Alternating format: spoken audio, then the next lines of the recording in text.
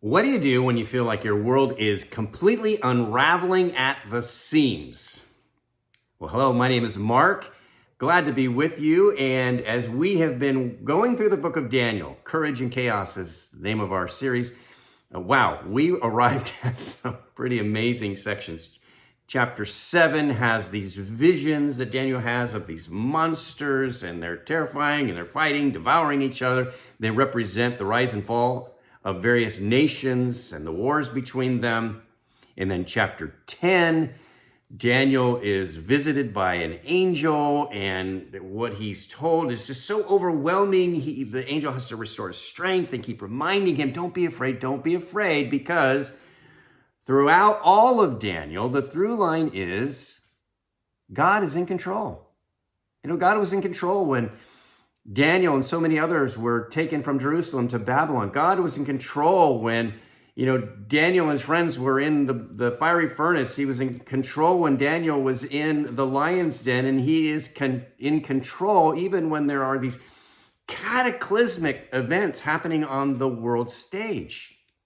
And so today, whether those are the things that have you filled with fear, or things going on in your own heart, your relationships, maybe with your health, as powerful and terrifying as those things may be, the message of Daniel, again, is God is in control.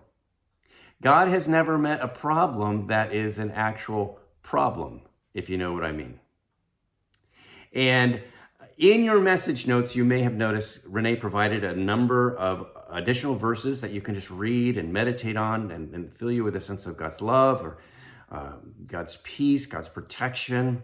And one of those passages is one of my all-time favorites, Psalm 46, which begins like this: God is our refuge and strength, and ever-present help in trouble. And then it just goes on to describe horrific trouble, some sort of seismic event that has the mountains collapsing into the sea, and then later nations rising and falling against each other or laying siege to a city. And in the midst of all of that, the message is that, one, according to verse 7, that the Lord Almighty is with us, and that he is our fortress. He is the one that we take shelter in. One of the most famous hymns of all time was written by Martin Luther, called "A Mighty Fortress Is Our God." It was inspired by Psalm 46. And man, Luther did this firsthand. This is like a little over 500 years ago, but not a whole lot has changed. He is being persecuted. His life is at risk, and he is facing both fears from without and even distress within. He's struggling with depression and feeling just oppressed spiritually even. And he draws strength and courage from the promise of Psalm 46, that the Lord Almighty is with us, that the God of Jacob is our fortress. A mighty fortress is our God. And then the psalm ends in similar fashion to what we are encouraged to rely on when we read through these events in the book of Daniel, which is this, verse 10.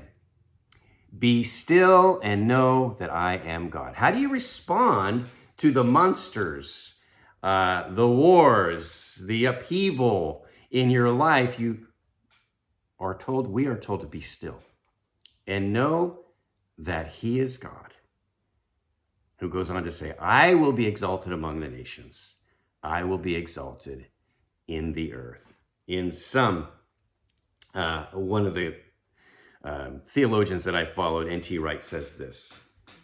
This is a comment on Daniel 7, but it really applies to chapter 10, Psalm 46, and so much else that's going on in our lives, our experience. He says this: Jesus is on his throne, and the forces of darkness will be put in their place. So, what force, what darkness, what fear has kind of interrupted your sense of peace and security and ability to maybe even just enjoy and bask in the love of your God? Whatever it is, Jesus is on his throne, and those things will be put in their place. He is going to make all things new. He's going to heal every hurt. He's going to dry every tear. And so the invitation for us today is to rest in these things, to be still, and to know that He is God. I invite you to take some time in prayer after this video and reaffirm these things so that you will be renewed in sense of your strength, your peace, and your perspective. Well, thanks for joining me, and may God bless you.